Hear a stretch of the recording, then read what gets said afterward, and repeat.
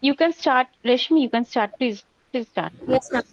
Uh, Good evening, everyone. I am Dr. Rashmi Chakraborty. I am from BM Birla Heart Hospital. I'm second year cardiac anesthesia PDT. I'll be talking on vasopressors and cardiac anesthesia today. So, I would like to begin my talk by discussing about mainly the vasoplegic syndrome. Why the vasoplegic syndrome is very important to us is because it gives us a low systemic vascular resistance, because of which the patient has persistent low blood pressure. This low blood pressure causes perfusion abnormalities in the patient. It also hence the end organ dysfunction. It can also lead to cerebral ischemia and reduced graft flow. With persistent reduced blood flow, the patient may end into a low cardiac output status, and hence there are chances of risk factors like chances of outcomes such as increased ventilation, deep sternal wound infections, death, AKI in the earliest in the 30 days. These are all the problems because of which vasoplegia needs to be addressed. So, coming to the about vasoplegia, it has been characterized in the late 1900. It's a condition characterized by persistent low systemic vascular resistance despite a normal or a high cardiac index. This is because of the profound and uncontrolled vasodilation which can happen in these patients postoperatively. It may be due to various conditions, which includes sepsis, which is very commonly seen in the ICUs, and also in the post cardiac surgery unit, where we can see, especially on the patients who have been operated on the CPB, they tend to develop more amount of vasoplegia. Next slide, please.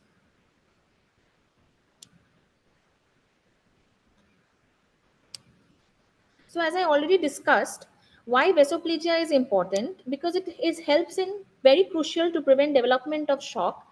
It is an independent risk factor, as has been seen in various studies, that it increases the mortality by almost 25%, regardless of whatever has been the inciting factor.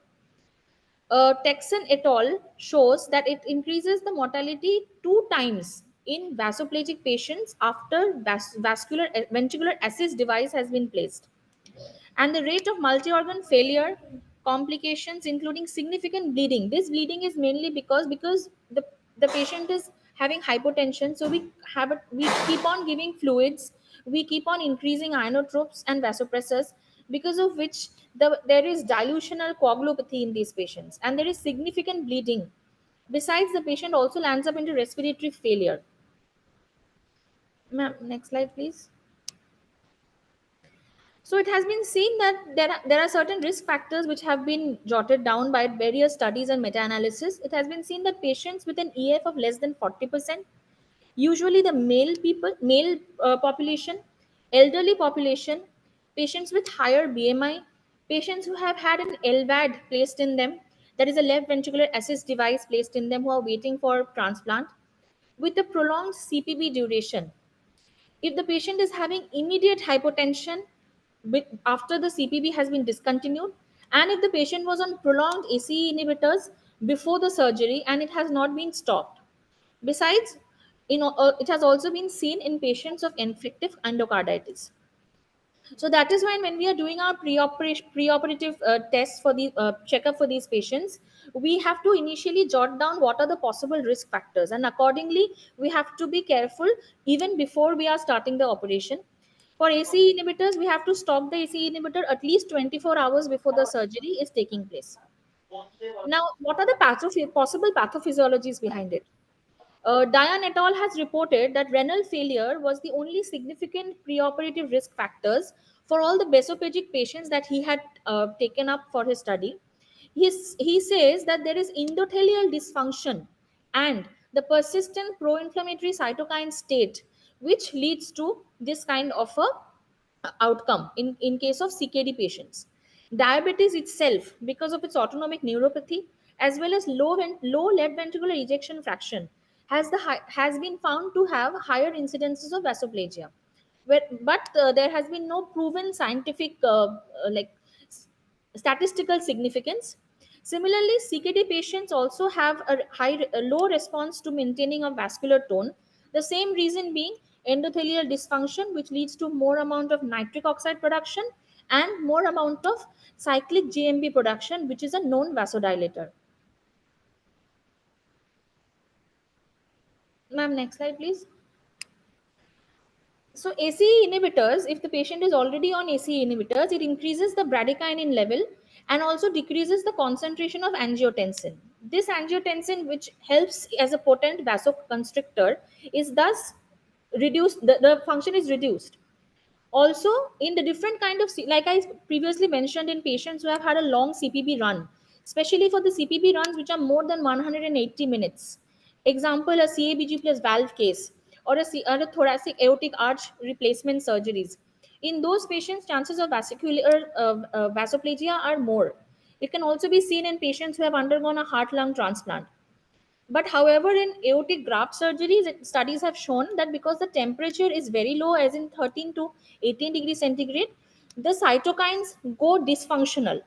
That is why usually in aortic graft surgeries, as per the meta-analysis that I went through, they have said that there is not much of vasoplegia which is found. Also, the other risk factors include previous history of cardiac surgery and greater use of red blood cell transfusion, which all lead to the evolution of the inflammatory cytokines, release of tumor necrosis factor, IL-1, IL-6, these factors. So this is the chart which is showing that in patients who are undergoing CPB, in those patients, so CPB circuit is a non-pulsatile blood flow. So there is more amount of microvascular endothelial dysfunction. More amount of endothelial dysfunction will again lead to more amount of nitric oxide release, because of which there will be formation of inflammatory response system. Other than this, the exposure of the blood cells to the circuit also leads to activation of the complement system.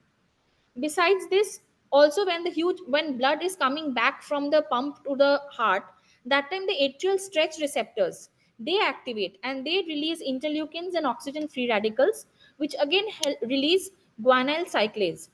This guanylyl cyclase will further lead to conversion of GTP to CGMP, and there will be decreased myosin dephosphorylation and activity of the myosin light chains.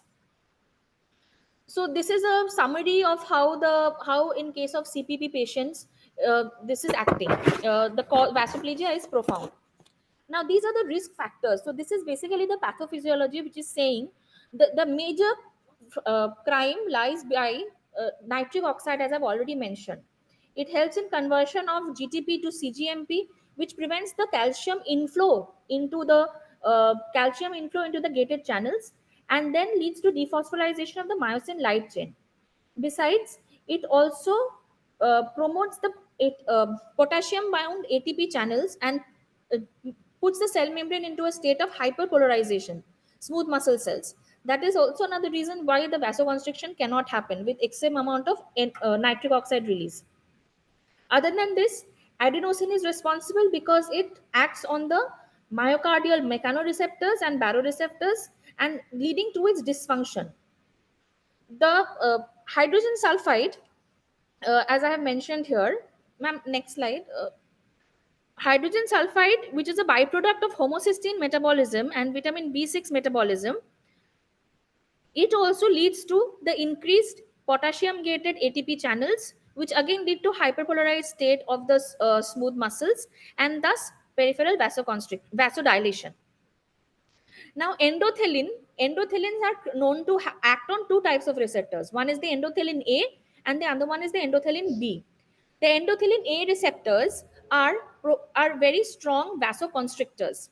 Now, to match the vasoconstrictor capacity of the endothelin A receptors, we have presence of the endothelin B receptors. What happens in case of pathological state is these B receptors, they get upregulated.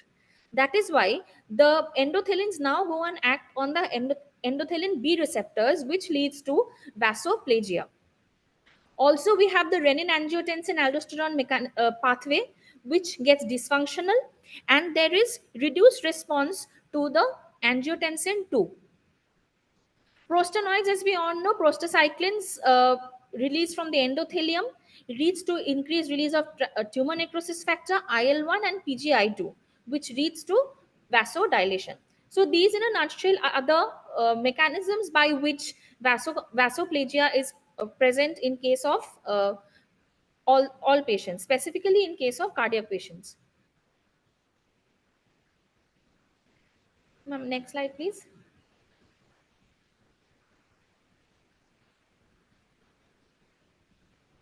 Ma'am, next slide, please.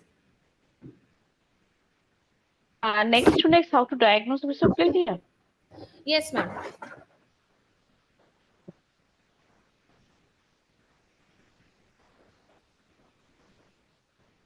How to diagnose vasoplegia, ma'am? Yes, so It is. yes. So how do we know that the patient is having vasoplegia?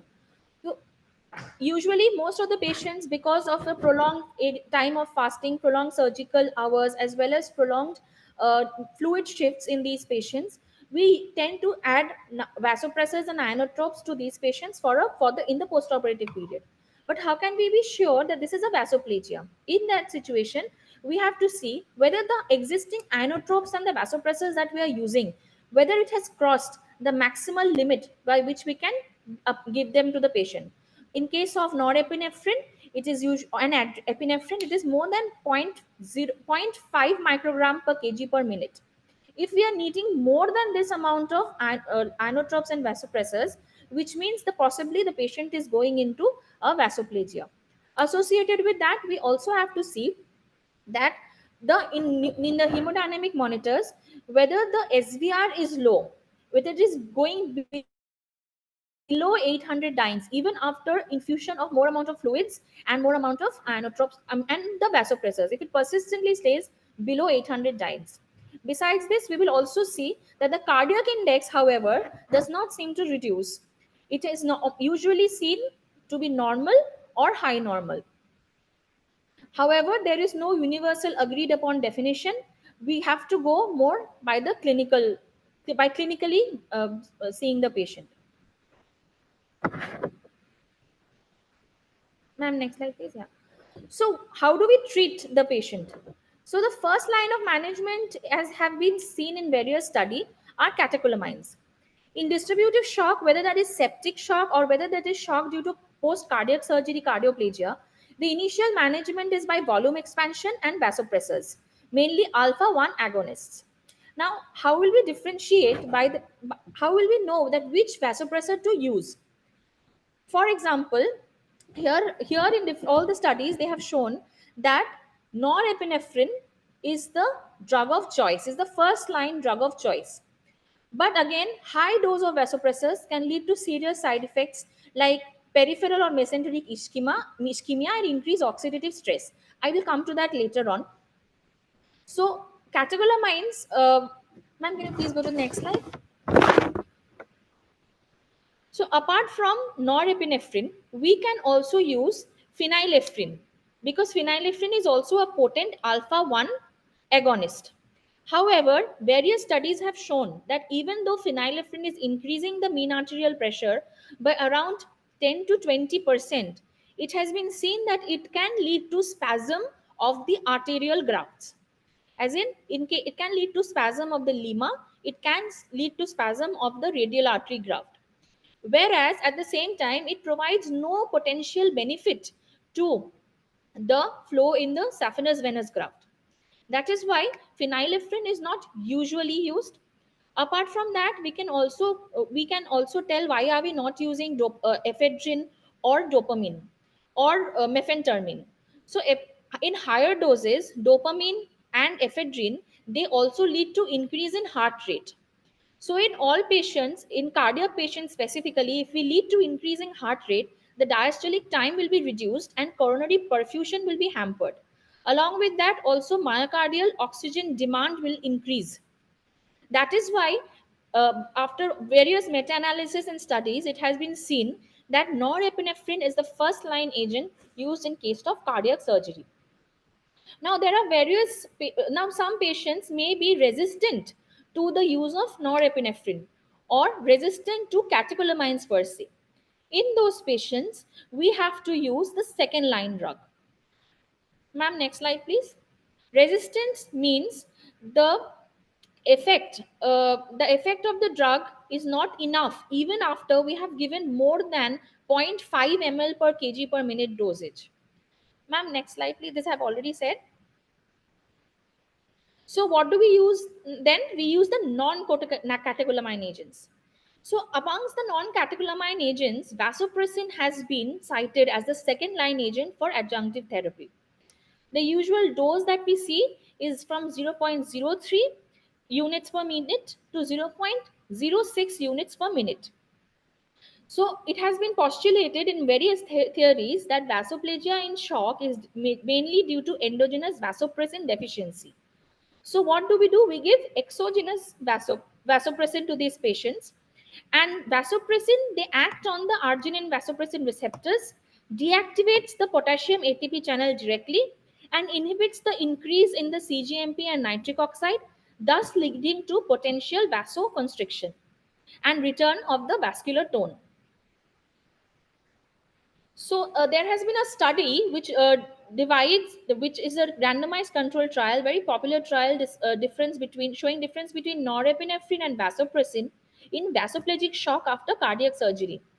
So this study has enrolled around 330 patients, and it showed that primary outcome occurred in 32% of the vasopressin patients. Primary outcome here meant chances of stroke, chances of AKI, chances of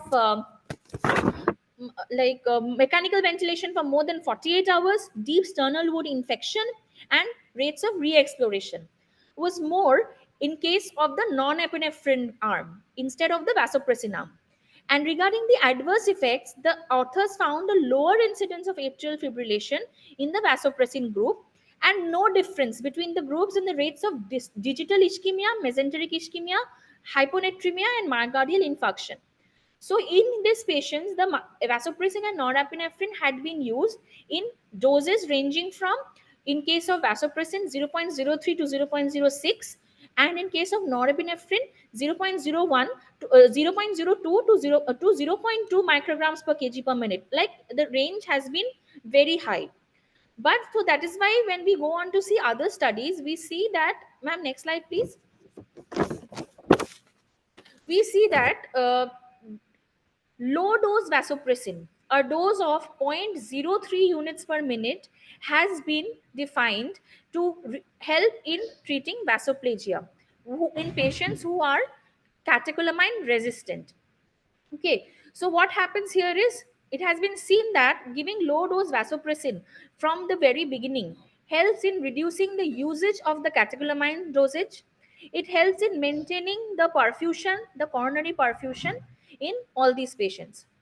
And another RCT which has been done by Kajuri et al., it says that for low dose vasopressin infusion in LV dysfunction, in patients who are having LV dysfunction, the infusion of low dose vasopressin has no effect on the cardiac output and cardiac outcome. Vasopressin, why we prefer vasopressin mainly is because vasopressin has been seen to spare the pulmonary vasculature. It has been seen mainly in the lower animals. Any human study as such has not been published, but it has been seen to be effective in patients with RV dysfunction. Hence, those patients who have RV dysfunction, who have pulmonary arterial hypertension, in those patients to deal with vasoplegia, vasopressin is usually preferred inside the OR. However, it has to be used in low dose as much as possible, because there are chances, as we all know, of mesenteric ischemia, necrotic lesions of the skin. So other than this, what could be the other agents which we use? One of the other agents is methylene blue. It directly inhibits guanyl cyclase and hence the production of cyclin GMP. A dose of 1.5 to 2 milligrams per kg has been used, and it has been seen that methylene blue increases the SVR and MAP without adverse effects. This randomized control trial has used a dose of 3 mg per kg, and it has been seen that that is also a very effective dose, and it helps in reducing the pressure response and serum lactate levels also after CPP, thus maintaining a better organ perfusion. In a study where they have used 2 mg per kg of vasopressin, 1 hour preoperatively, like using methylene blue on a preemptive basis, in patients who are to be going on for CPB run. In those patients, it has been seen the patients who were on methylene blue, they did not go into vasoplasia as the patients did in the control group. So next slide, ma'am, please. However, it has its side effects. It leads to transient discoloration of the urine, the skin, and interferes with pulse oximetric measurements of arterial oxygen saturation. It cannot be given to patients who have uh, GDP deficiencies, and it was linked to the development of methemoglobinuria during CPV. And thus, it is used as more of a rescue drug and not as a prophylactic agent.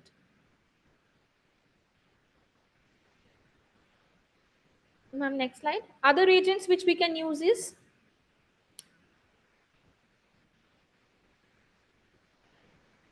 angiotensin 2, synthetic angiotensin 2, which directly affects the AT1 receptors and helps in vasoconstriction. A dose of around 20 nanogram per kg is used initially for continuous infusion. A very important point is it helps in clearance of mesenteric arteries and veins and stimulates the clearance of lactates, especially in cases of mesenteric ischemia. So if you are suspecting that the patient is having mesenteric ischemia, then we can use angiotensin 2.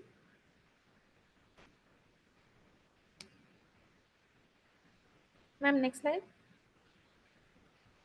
Hydroxycobalamin is a vitamin B12 derivative that also is a potent NO synthase and guanyl synthase inhibitor that also helps in nitric oxide scavenging. It has been previously used for cyanide and carbon monoxide toxicity, but now it has shown that a 5-gram bolus dose for 15 to 10 to 15 minutes per day is recommended to be repeated up to 48 hours following cardiac surgery. It helps in preventing vasoplasia.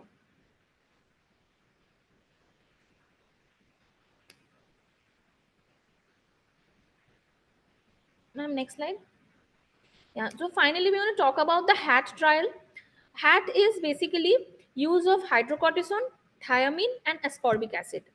It has been used to prevent vasoplasia. Various studies have been undergone in that. It has shown to reduce the use of vasopressors by almost 4 times as would have been the requirement without its usage. And however, the largest trial that has taken place shows that there is no difference in ventilator and vasopressor free days. But the dosage by which we are using the vasopressors, which helps in reducing the side effects caused by the vasopressors, that has been shown to have a significant impact by this. It is given, the dose that has been given is can be mitigated within 24 hours by exogenous administration of a 6-gram bolus per day of vitamin C. Other than that, we also have the intravenous triiodothiamine infusion. Ma'am, next slide.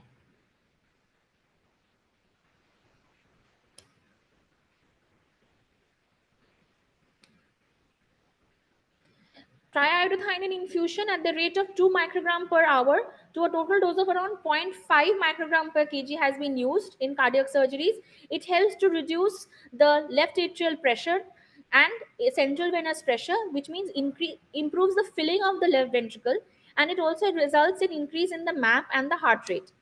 Other than that, glucose, insulin, potassium can also be used for metabolically supporting the heart after CPB. And insulin therapy may improve the glucose use and energy metabolism during cardiac operation, thus improving the myocardial function post surgery. And next slide. So this is in nutshell whatever dose we have to use and how these vasopressors are acting in prevention of vasoplasia in cardiac patients.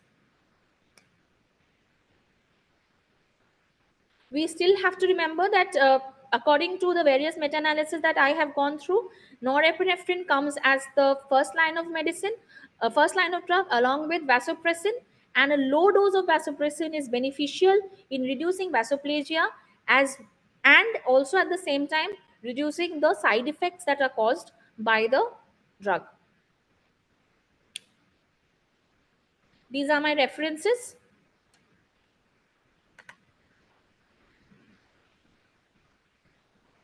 Ma'am, next slide, please. I think it's. Thank you. Thank you very much, Reshmi.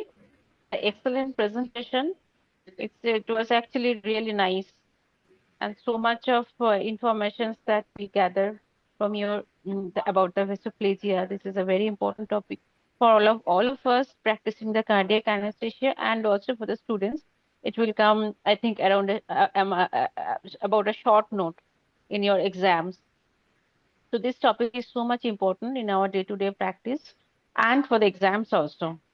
So as we wrap up today's episode, it is clear that the vasopressors in cardiac anesthesia are neither simply friends nor the foe, but rather a powerful allies which are used with insight,